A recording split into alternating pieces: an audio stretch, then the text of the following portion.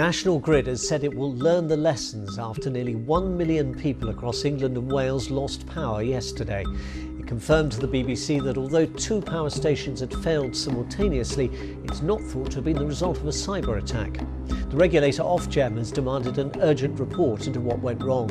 Thousands of train passengers were stranded, Ipswich Hospital lost power, and homes throughout the country were plunged into darkness. Simon Jones has more. Plunged into darkness. But now the UK's energy regulator is demanding the National Grid shed some light on what went wrong.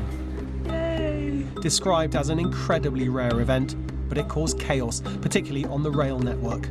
This was the message for travellers on a train that finally got into King's Cross at 2 this morning. For many, it was a waiting game. So what went wrong?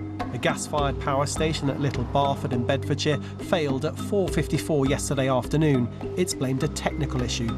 Almost simultaneously, the Hornsea offshore wind farm in the North Sea disconnected from the grid. The power loss was so large, backup systems kicked in, meaning some demand across the country had to be cut. It affected almost 1 million customers across England and Wales. The National Grid says it's working with the generators to find out why, admitting many questions need to be answered. The consequences were widespread. Some traffic lights were out, Newcastle Airport experienced power issues, and at Ipswich Hospital, the backup generator failed.